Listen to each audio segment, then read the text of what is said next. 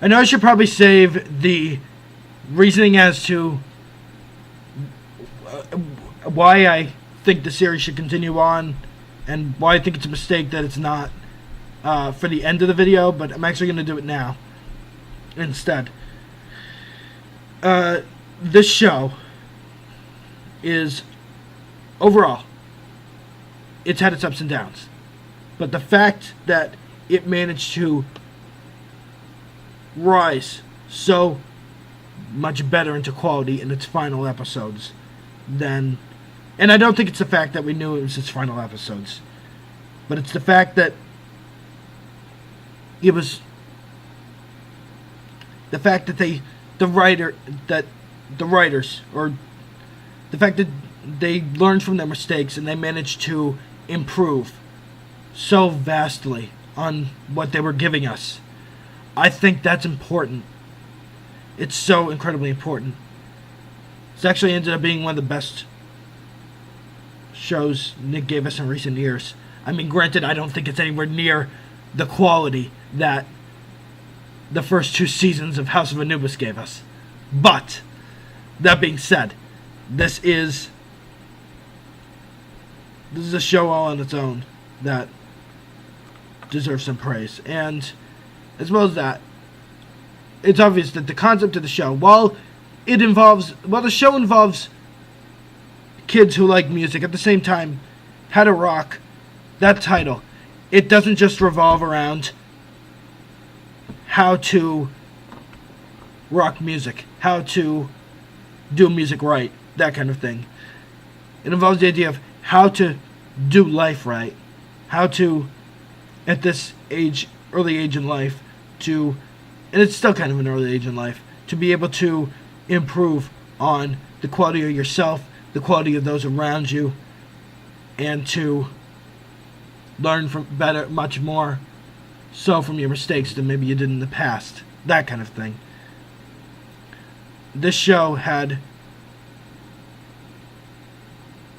such a great chance at being more than you would have thought it could be.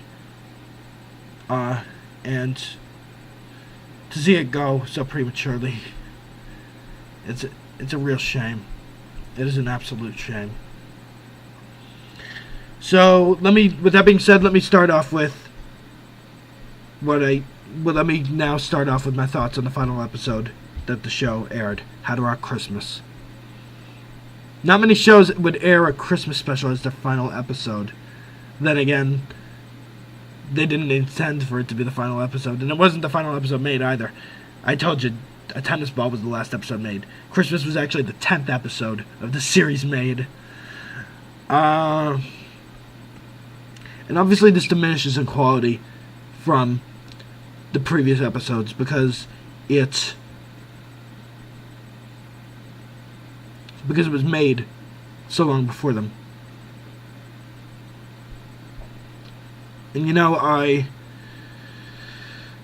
it's still a good episode. I kind of like it. Granted, sometimes it felt a little too preachy, and that's maybe just the fact that it's a Christmas special, and that's why it felt preachy. Anyways, the episode revolves around the idea of how different each person's Christmas traditions are. That's part of it, though. That's when we get like a majority of the Gang of Seven fighting with each other. The Gang of Seven, you can basically call the future Gravity 7, because that's probably most likely what they would have been had the series progressed on to the end of where it should have went. Now I'm gonna have to go and read the books, and obviously the books are going to be much different than the show. So, anyways, the plot of the episode itself. It's Christmas Eve. All 7 members of the gang are in the shopping mall. It's obvious to me that this episode took place before the events of High School Sensation, or A Good Deed, or Camping, or A Uniform, or A Fashion Victim, took place before all those episodes. It even took place before Stilo Parts 1 and 2 and The Singing Telegram. Took place before a majority of episodes. It was actually made... A Part-Time Job was the 12th episode aired. It was actually the 9th episode made. So it was made before this one. The episode made right before. And then A Birthday Party was the last episode made. Was the first episode made after this one. After Christmas.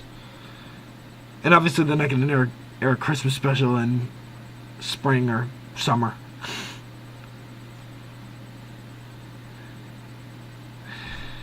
And there was this necklace that Casey really wanted, which she ends up not being able to get because the last one's bought by Molly. So, along with that, and also the way that Casey incessantly refers to it as her necklace, even though obviously she didn't buy it with her own money and Molly did, that's just, you don't do that. You want to alienate people around you. That is the thing you should do. But if you don't, you definitely want to avoid doing that. It's going to make you a pariah for the remainder of your existence. So there's some good touches throughout good kind of quality touches throughout the episode. Like, probably the best thing to me is the fact that it's kind of suggested that Casey bullied Molly when they were younger, so that's why Molly's been so hard on Casey since she left the Perfs, because it was the opportunity she had finally to make herself bigger than Casey by trying to make Casey smaller. And that's very poignant. Kudos to them for that. They show that Casey wasn't a monster when she was Queen of the Perfs. She did monstrous things, but she wasn't a monster. And then that shows now, just because Molly's doing those monstrous things now, she's not a monster. And the fact is, you're not going to just... Not many movies or shows show characters as, like, the devil or a monster. Especially teenage ones. The Good Son could almost get away with that because of this. It did it kind of in an overtop way, making this child like the spawn of the devil that Macaulay Culkin played. And then another really good touch is the way